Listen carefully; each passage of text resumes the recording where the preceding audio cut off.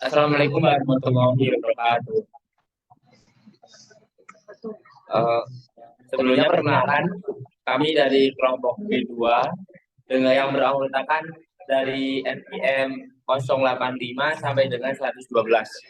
Di sini kami akan menjelaskan tentang distribusi G-square. Apa sih distribusi G-square tersebut? Nah, distribusi G-square merupakan distribusi yang digunakan untuk mengetahui perbedaan observasi dengan nilai harapan dari kelompok sampel. Untuk rumus sendiri dapat dilihat di gambar. Hal ini menunjukkan semakin besar perbedaan antara frekuensi observasi dan frekuensi harapan, maka semakin besar pula nilai X2-nya. Untuk karakteristiknya sendiri yaitu yang pertama, total area yang berada di bawah area kurva adalah 1. Yang kedua, kurva distribusi miring ke kanan. Terus yang ketiga, semakin besar jumlah derajat kebebasan, kurva semakin mendekati distribusi normal.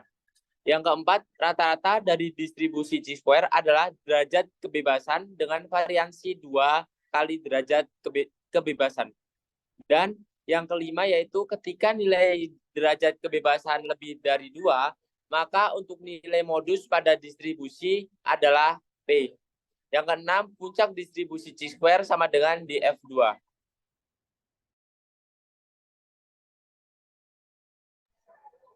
Selanjutnya, penggunaan distribusi Chi-square. Pertama, ketika ada sedikit atau tidak ada asumsi tentang parameter dari populasi terkait. Kedua, digunakan pada data kategorikal atau data kualitatif dengan menggunakan tabel kontingensi.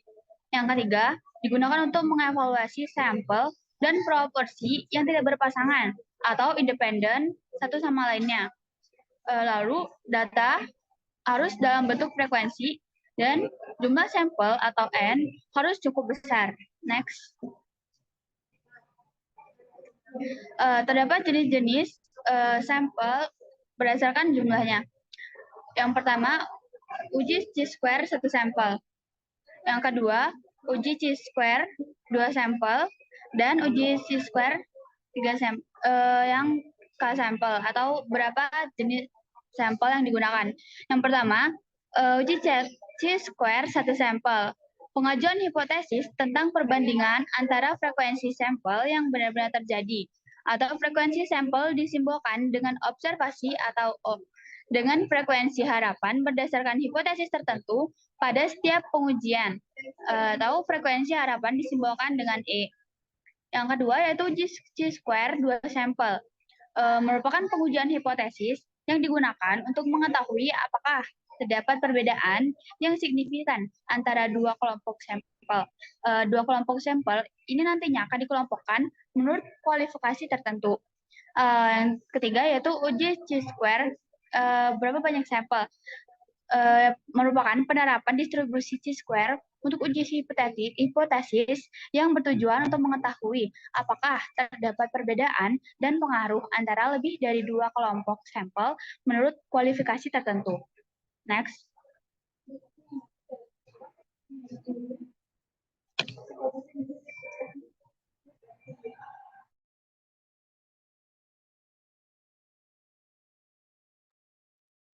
Contoh perhitungan data sampel 1.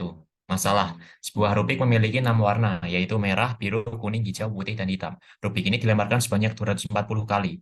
Frekuensi yang bisa muncul adalah warna pada rubik, yaitu merah, biru, kuning, hijau, putih, dan hitam. Dengan frekuensi masing-masing adalah 36, 42, 48, 31, 35, 48. Ujilah apakah rubik tersebut simetris. Langkah pengujian yaitu pertama, merumuskan hipotesis, kedua, menetapkan taraf signifikansi dan derajat bebas, ketiga, menentukan daerah kritis, keempat, menentukan statistik uji, dan kelima, penarikan kesimpulan.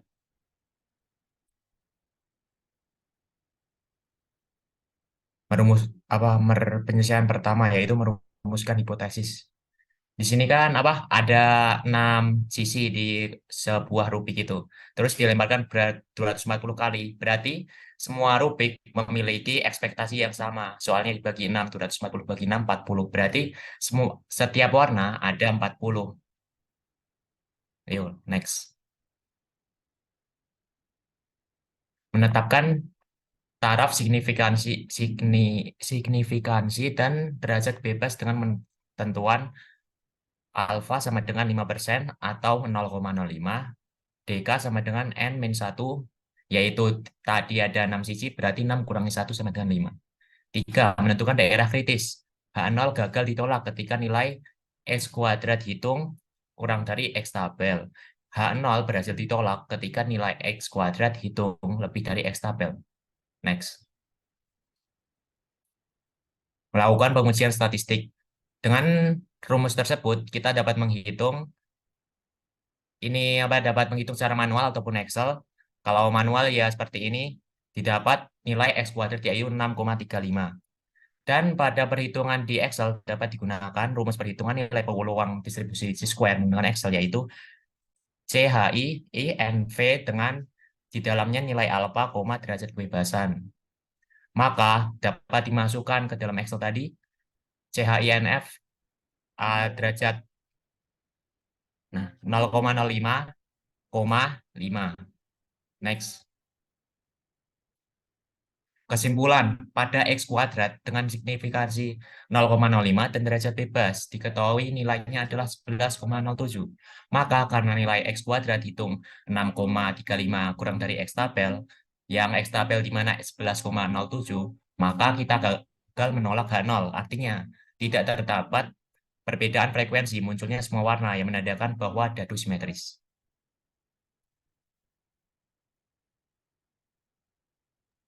Sekarang saya akan menjelaskan mengenai perhitungan sampel kedua.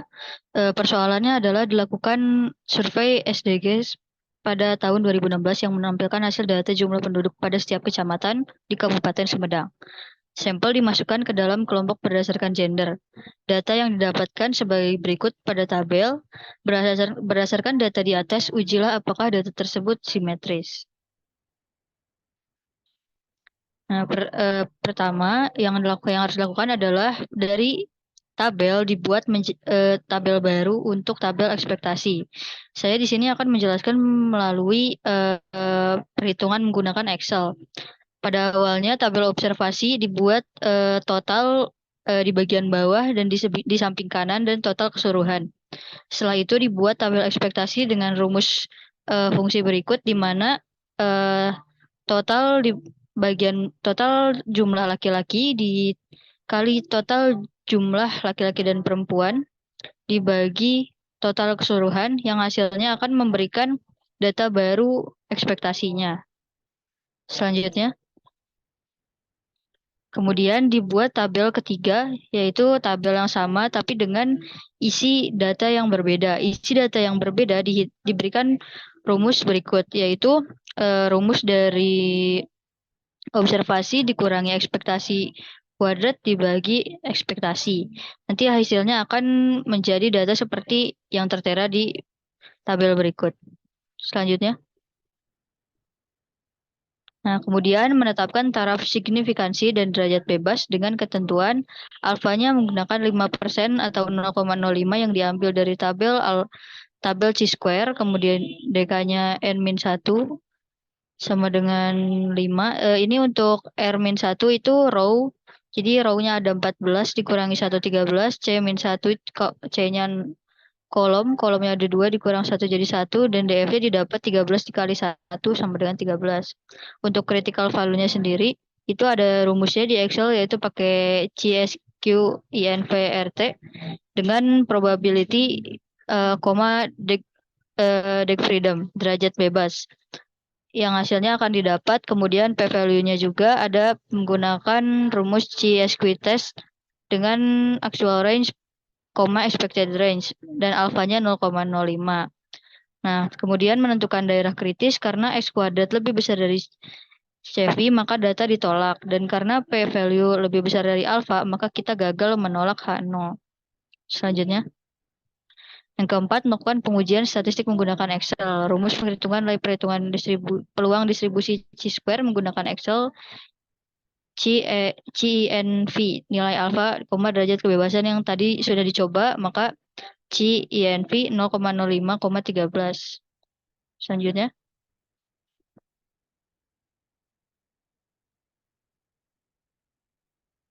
Kesimpulannya, pada X2 ada tabel dengan signifikansi 0,05 dan derajat bebas. Yang ini salah tulis ya, harusnya 13, diketahui nilainya adalah 22,36203249. Maka karena nilai X kuadrat hitungnya itu sama dengan 726 kurang dari sama dengan X tabel 22,36203249, maka kita gagal menolak H0. Artinya, tidak terdapat perbedaan frekuensi munculnya semua warna yang menandakan bahwa dadu simetris. Terakhir, sekian dari kami. Terima kasih atas perhatiannya. Mohon maaf jika ada kesalahan kata. Wassalamualaikum warahmatullahi wabarakatuh.